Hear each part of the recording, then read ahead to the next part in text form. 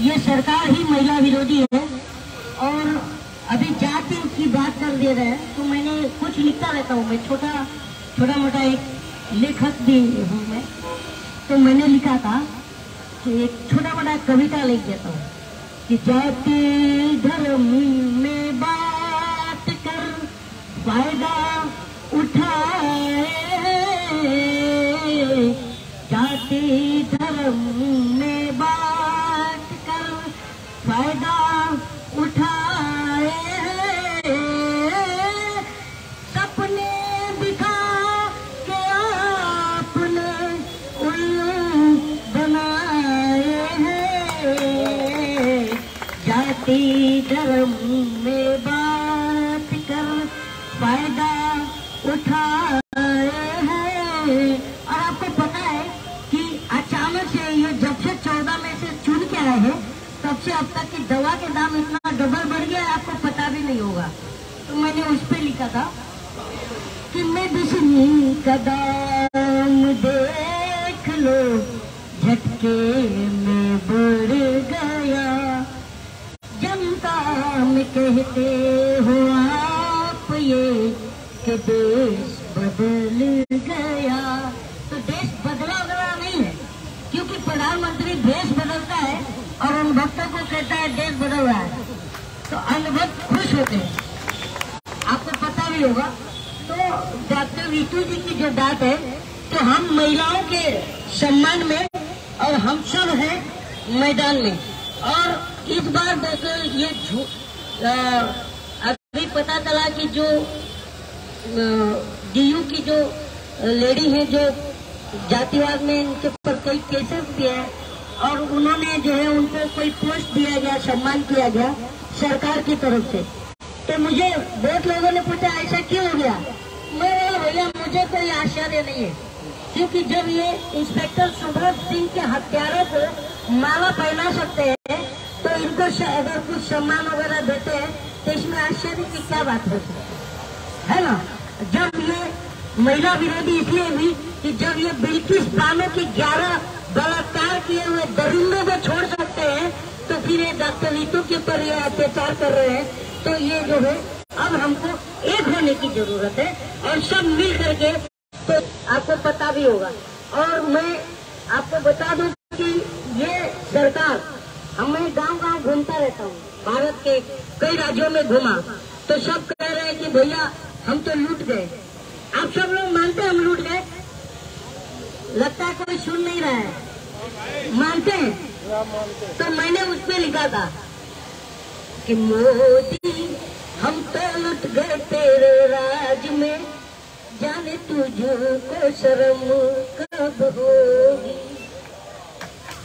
हम तो लुट गए तेरे राज में, जाने तुझको शर्म कब होगी।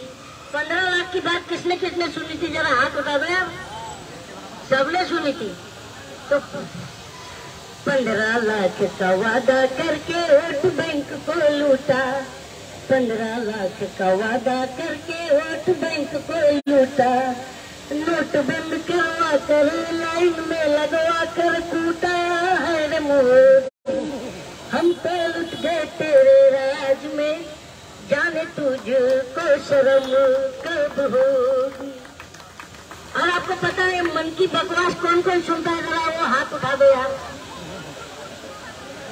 मैं तो कहता हूँ भैया कि मन की बात बीवी से किया जाता है और जनता से धन की बात की जाती है।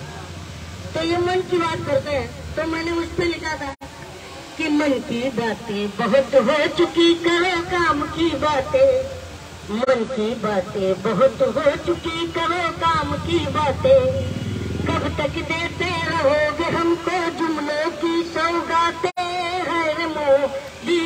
हम तो लुट गए तेरे राज में, जाने तुझको शर्म कब होगी। आप किस को मालूम है कि ये प्रधानमंत्री झूठा है? हाथ उठा दो, है ना। तो इस बार हम जनता हर जगह बैठ कर चिल्लाएंगे क्या कि अजीब झूठ बोलकर कहाँ जाइएगा, जहाँ जा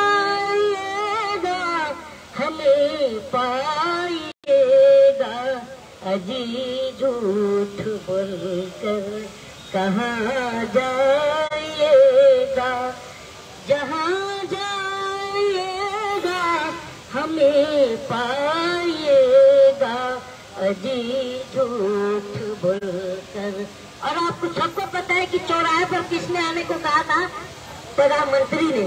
तो अब हम जनता 24 में कहेंगे कि चौराहे पर एक बार आ जाओ तो जाने, ये हम कहेंगे कि चौराहे पर एक बार आ जाओ तो जाने, अच्छे दिन हमारे ले आओ तो जाने, दो रोजगार दिलाओ तो जाने, न दंगा फसाद कराओ तो जाने, अजी लाख जुमले में छुप जाइएगा, अग्निवीर बनाकर न बच पाइएगा, अजी झूठ बोलकर कहाँ जाइएगा।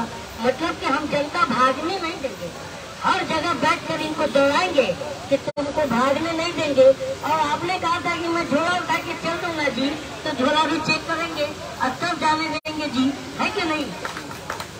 क्योंकि ये कॉन्स्टिट्यूशन में हम जनता को ये अधिकार है कि हम झोला चेक करेंगे। अब बताइए, अभी कल ही एक न्यूज निकल के आया कि हरीश साल्वी जी, जो कि इनके बहुत टॉप कमेटी में इनके सदस्य है, और वो एक चोर मोदी के पार्टी में, मतलब उनके पार्टी में एक चोर मोदी पाया जाता है, जो देश का और देश की जनता का पैसा लेके भागा है। आप सबको पता है। तो ये चोरों का साथ और जनता का विनाश, उसी को कहते हैं सबका साथ और सबका विकास। इस बार जो है हमको बोले, बहुत लोग बोलते हैं कि सलीम भाई इस बार फेंकू प्रधानमंत्री मिल जाएगा। तो मैं बोलता हूँ यार, फेंकू प्रधानमंत्री नहीं है, वो बेचू प्रधानमंत्री है ना। क्योंकि फेंकू में भी इतना फेंक के शर्माता है, और ये फेंक के भाग जाता है और शर्माता भी नहीं है।